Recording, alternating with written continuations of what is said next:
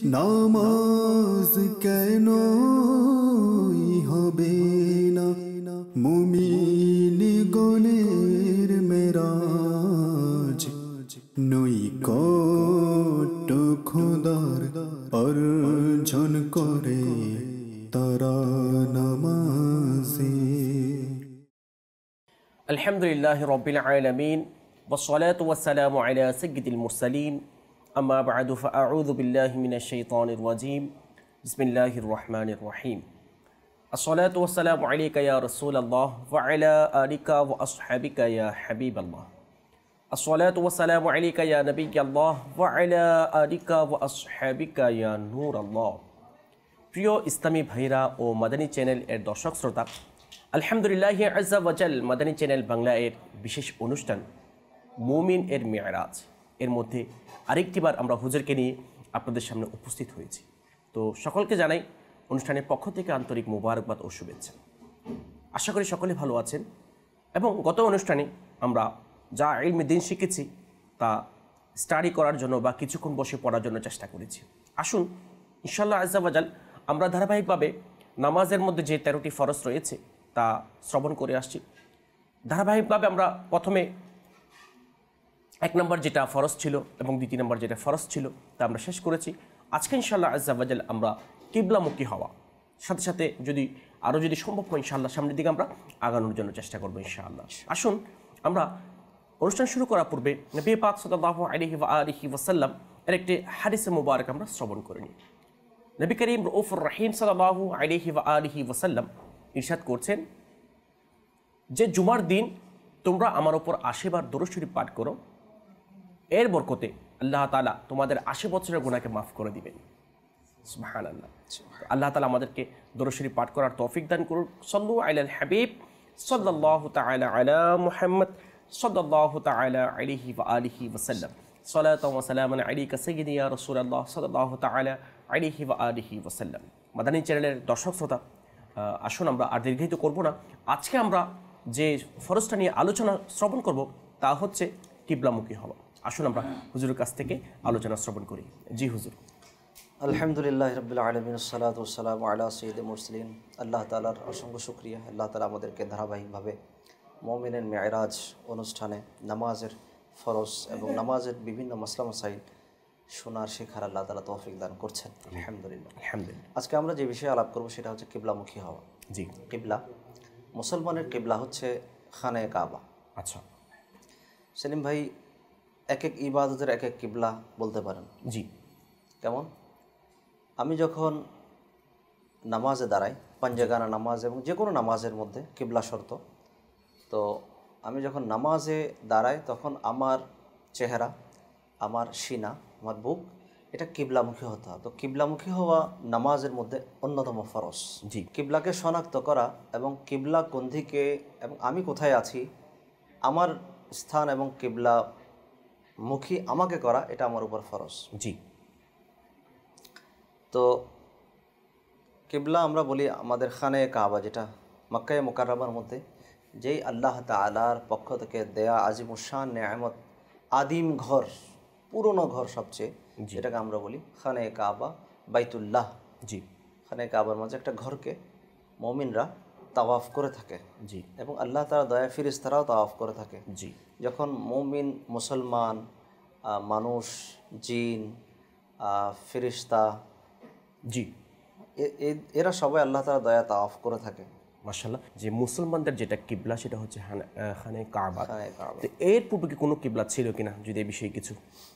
এর পূর্বে কিবলা ছিল যেটাকে আমরা বাইতুল মাকদাস বলে থাকি, অনেকে আমাদের ভাষায় বাইতুল মুকাদ্দাস হয়ে থাকে, যেটাই বলি না কেন, যেটা ফিলিস্তিনের মধ্যে একটা আদিম মসজিদ রয়েছে, যেটা হযরত সুলাইমান আলা নবীনা আলাইহিস সালাতু ওয়াস সালামের যুগে আল্লাহ তাআলার হুকুমে সুলাইমান আলাইহিস সালাতু ওয়াস সালাম জিনদের দ্বারা, দানবদের দ্বারা যেই আল্লাহ তাআলার ঘর নির্মাণ করিয়েছিলেন সেটা হচ্ছে বাইতুল মাকদাস, মসজিদে আকসা। মসজিদে আকসা। তবে সবচেয়ে পুরনো ঘর হচ্ছে খানায়ে কাবা। আচ্ছা। খানায়ে কাবা। তো খানায়ে কাবার তাওয়াফ ছিল, আছে, থাকবে ইনশাআল্লাহ।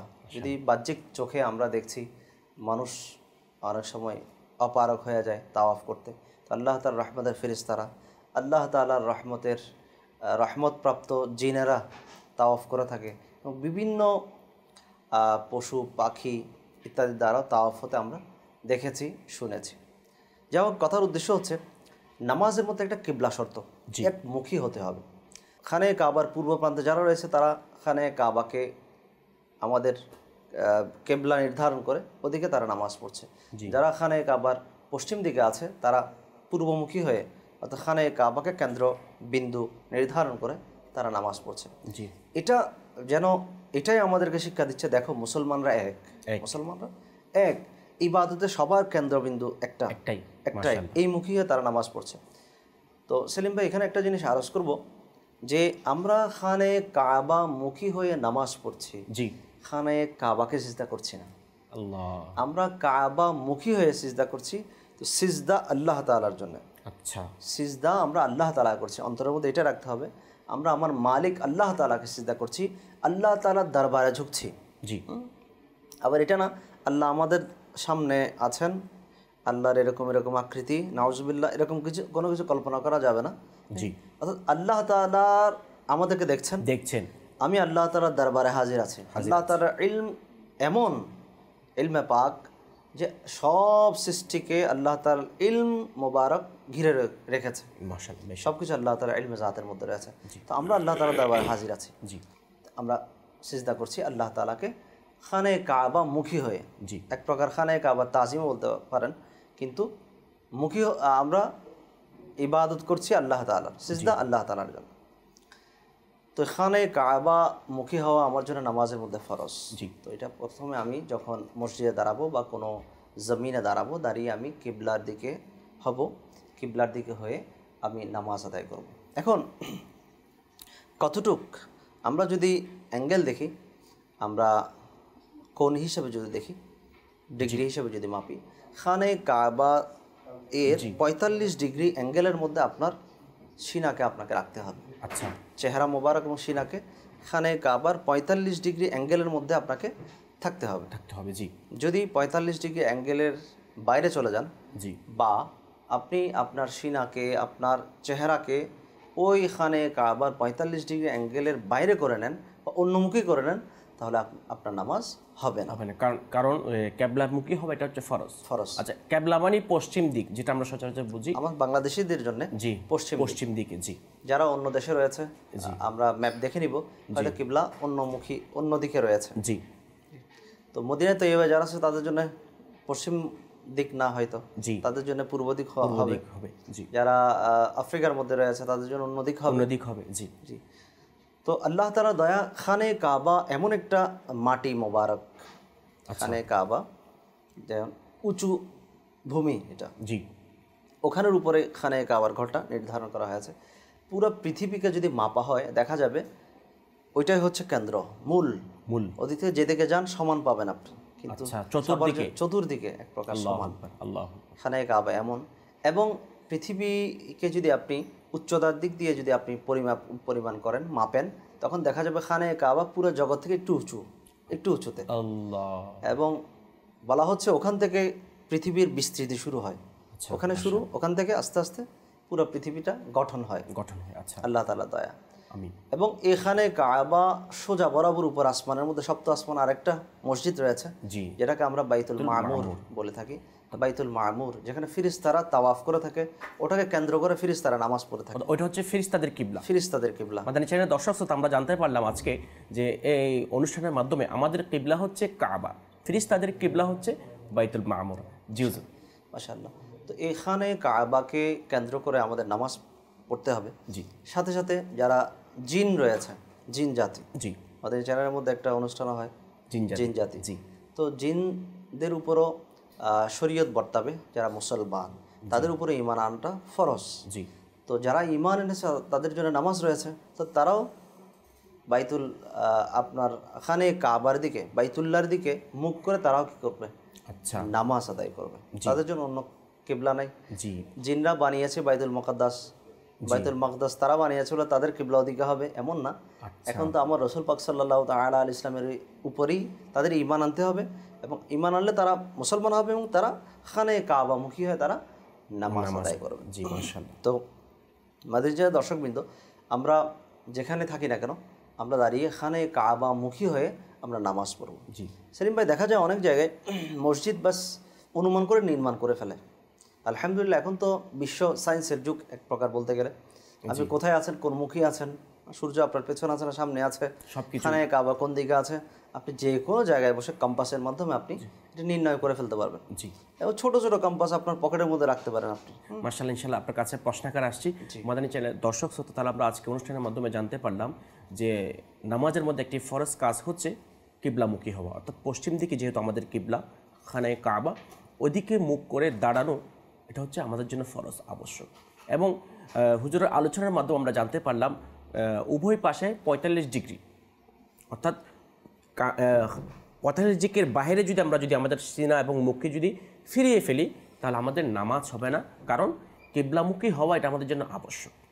তো আল্লাহ তাআলা আমাদেরকে স্মরণ রাখার তৌফিক দান করুক, আমিন। হুজুর, আপনার কাছে আমার একটা প্রশ্ন হচ্ছে, যেহেতু আপনি বলেছেন খানায় কাবা দিকে মুখ করে পড়তে হবে, তো এখন দেখা যাচ্ছে আমি সফরও গেলাম, এখন যেহেতু প্রযুক্তির যুগ, প্রযুক্তি এত উন্নতি সাধন করেছে যে যেখানে যাক না কেন একটা কম্পাসের মতো করে একটা কি আছে দিক নির্দেশনা করার জন্য, ওটা দিয়ে সে পশ্চিম দিয়ে কোন দিক দিয়ে অর্থাৎ কাবা কোন দিকে সেটা নির্ধারণ করতে পারে। হয়তো বা অনেকের কাছে থাকতেও পারে, তার না থাকতে পারে। জি, এখন আমি সফর করলাম, এমন একটা জায়গাতে সফর করলাম যেখানে আমাকে পশ্চিম দিক কোন দিকে কাবা খানায় কাবা কোন দিকে হবে ওটা নির্ধারণ করা আমার জন্য কষ্ট হয়ে যাচ্ছে, তখন আমার করণীয় কি? তখন আমার কাছে যদি কোনো এরকম উপায় উপকরণ না থাকে, জি, আজকে তো মোবাইলের যুগ, মোবাইলের মধ্যে এমন এমন সফটওয়্যার আছে, আপনি যেখানে থাকেন না কেন যদি নেট থাকে মোবাইলের মধ্যে, তাহলে নেট আপনাকে বাতলে দিবে, বলে দিবে যে খানায় কাবা কোন দিকে, আপনি কোথায় আছেন, জিপিআরএস এর মাধ্যমে।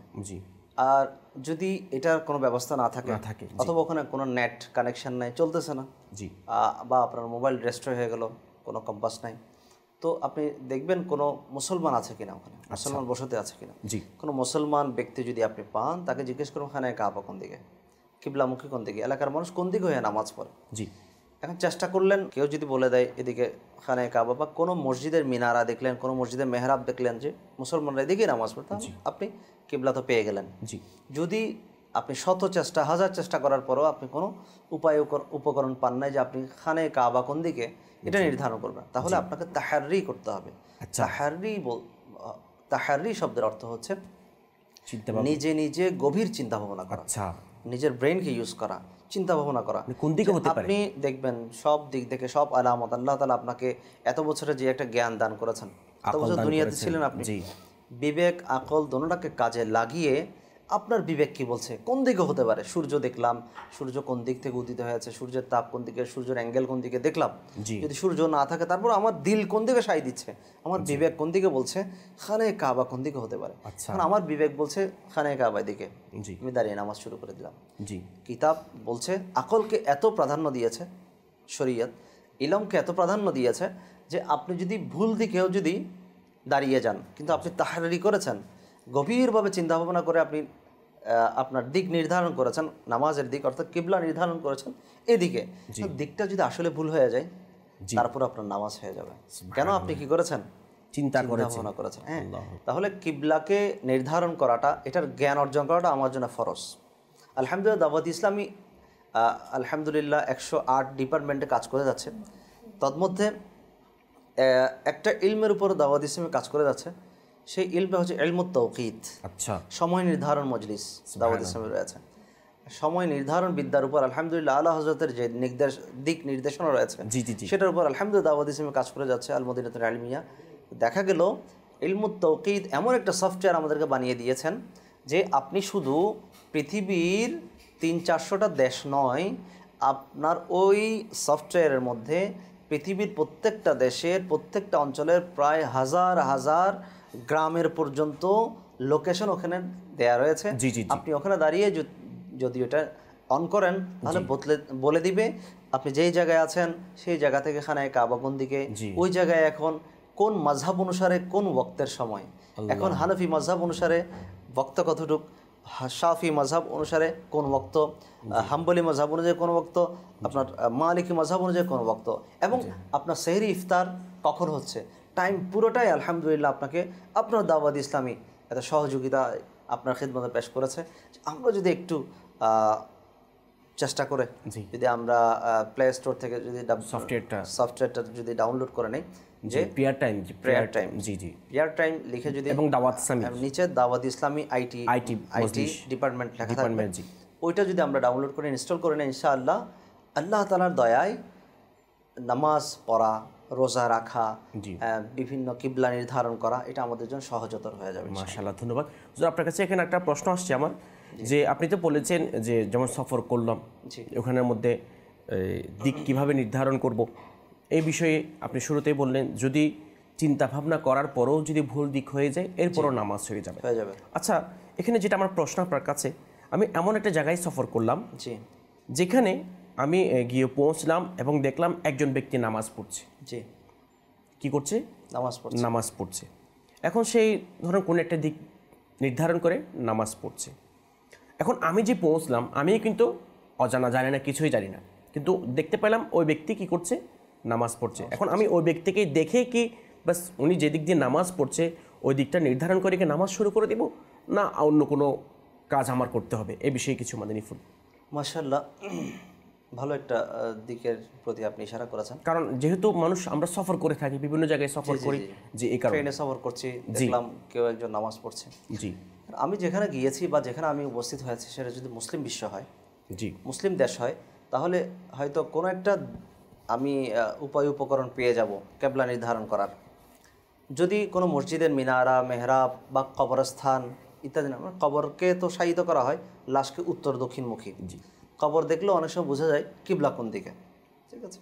তো মসজিদ, মেহরাব, ঈদগাহ, মিনারা ইত্যাদি যদি না পাই এবং কোনো উপস্থিত কোনো মুসলমানও দেখছি না, তো একটা ব্যক্তি নামাজ পড়ছে আমি দেখলাম, তো তার আশেপাশেও কোনো এরকম কোনো নিদর্শন আমি দেখছি না যে আমরা নির্ধারণ করব কিবলা কোন দিকে, তখন ওই ব্যক্তির উপর যেমন ফরজ ছিল যে তাহাররি করা, ব্যক্তির উপর এটা আবশ্যক ছিল তাহাররি করা, নিজে গবেষণা করে, নিজে ভালোভাবে চিন্তা ভাবনা করে কিবলা নির্ধারণ করা, সেটা করে তো সে নামাজ পড়ছে।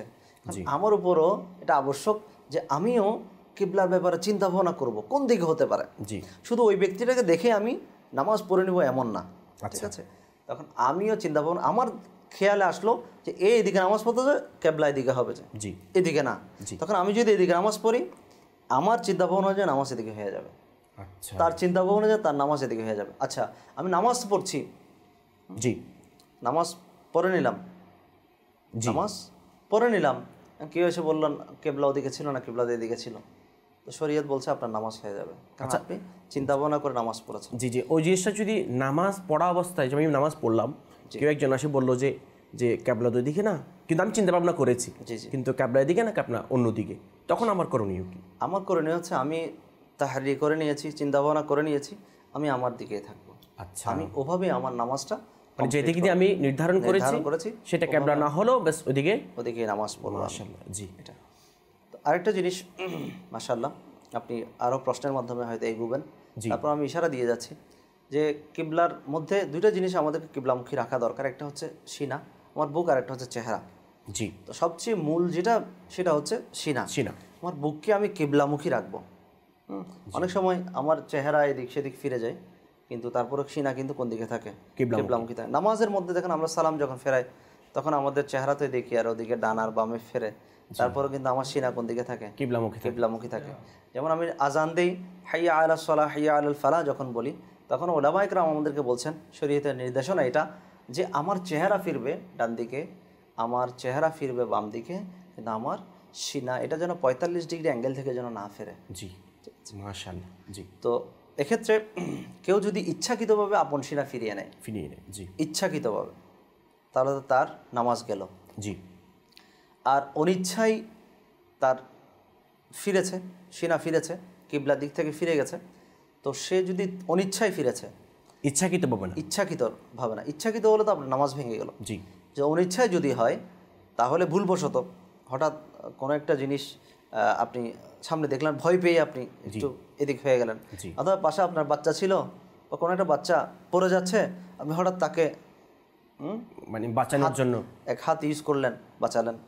যা হোক অনিচ্ছায় একটা কাজ হয়ে গেছে, জি, তো তখন শরীয়তের ফয়সালা হচ্ছে 3 বার সুবহানাল্লাহ আচ্ছা, বলার সময়ের আগে 3 বার সুবহানাল্লাহ বলতে যতটুকু আপনার সময় লাগে ওই সময়ের আগে যদি আপনি ফিরে যান তাহলে আপনার নামাজ বহাল থাকবে। সুবহানাল্লাহ, সুবহানাল্লাহ, সুবহানাল্লাহ, এই তিনটা, তিনবার, জি। জি, মাশাআল্লাহ, তো আপনি ফিরে আসবেন তো আপনার নামাজ হয়ে যাবে। হয়ে যাবে। ওই যে আর এর এটা চেয়ে যদি অধিক সময়- অনিচ্ছা করার কারণে, অনিচ্ছা সত্য হওয়ার কারণে, জি, অনিচ্ছাকৃতভাবে হলে, ইচ্ছাকৃতভাবে হলে তো আর কোনো কথা বলারই নেই, তার নামাজ তো ভেঙে যাবে। জি, অনিচ্ছাই হলে তাহলে তাকে ওই 3 বার সুবহানাল্লাহ বলার ওই পরিমাণ সময়ের আগে সে যদি ফিরে আসে নামাজ হয়ে যাবে, আর যদি না আসে তাহলে তো আমার নামাজ গেল। আচ্ছা, তো এক্ষেত্রে আমাদের বিশেষ লক্ষ্য রাখা দরকার। মাশাআল্লাহ, ধন্যবাদ। মাদানী চ্যানেলের দর্শক শ্রোতা, আলহামদুলিল্লাহ আমরা হুজুরের কাছ থেকে কিবলা নির্ধারণ করার ক্ষেত্রে আমরা মাদানী ফুল শ্রবণ করছি।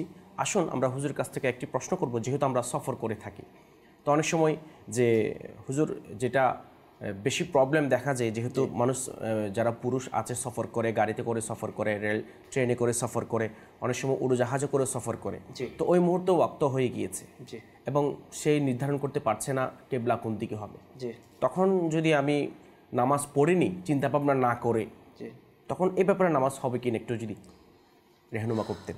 আসলে কিবলামুখী হওয়া এটা তো আমার উপর একটা আবশ্যক এবং ফরজ কাজ। জি, এবং কিবলা যখন আমি নির্ধারণ করতে পারছি না তখন তাহাররি করাটা, একান্তভাবে চিন্তাভাবনা করাটা, গভীর চিন্তাভাবনা করাটা আমার উপর এটা ওয়াজিব অর্থাৎ ছিল। ওই কাজটা এখানেই করতে হবে সফর বা গাড়ির মধ্যে। আমি গাড়ির মধ্যে নামাজ তো পড়ে নিলাম, জি, যদিও এটার আহকাম ভিন্ন।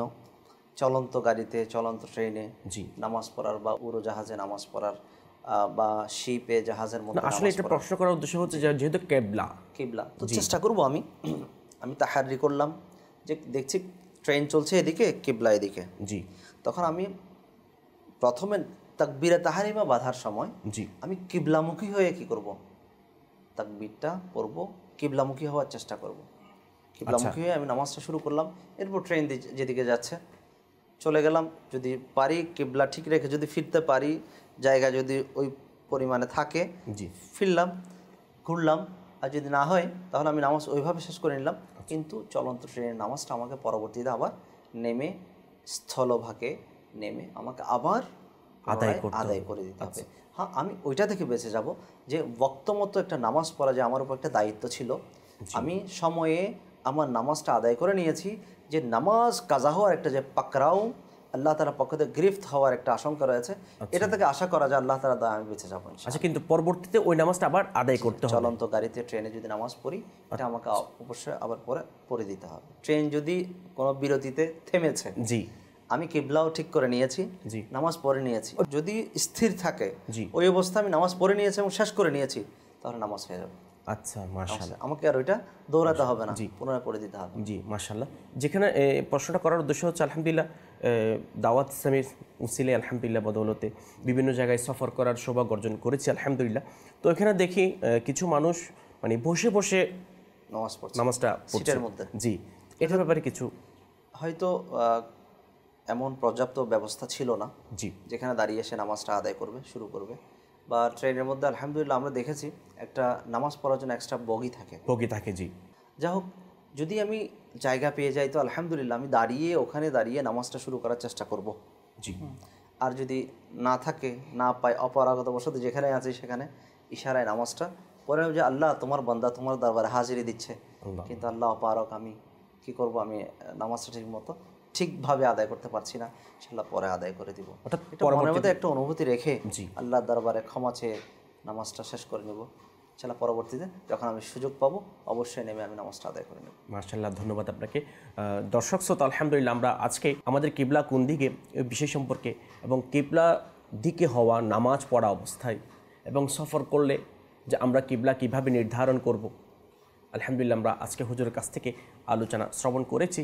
তো আজকে আমরা যা কিছু শ্রবণ করেছি আল্লাহ তাআলা তা আমাদেরকে স্মরণ রাখার এবং এর উপর আমল করার সাথে সাথে অন্যদের কাছে পৌঁছিয়ে দেওয়ার সেই তৌফিক আল্লাহ তাআলা আমাদেরকে দান করুক, আমিন। পরবর্তী অনুষ্ঠানের মধ্যে ইনশাআল্লাহ আজ্জা ওয়া জাল আরেকটি ফরজ নিয়ে আপনাদের সামনে উপস্থিত হব। এই পর্যন্ত আপনাদের সুস্থতা কামনা করে আজকের মতো এখানে শেষ করছি। সল্লু আলাল হাবিব সাল্লাল্লাহু তাআলা আলা মুহাম্মদ সাল্লাল্লাহু তাআলা আলাইহি ওয়া আলিহি ওয়াসাল্লাম। নামাজ কেন হবে না মুমিন গণের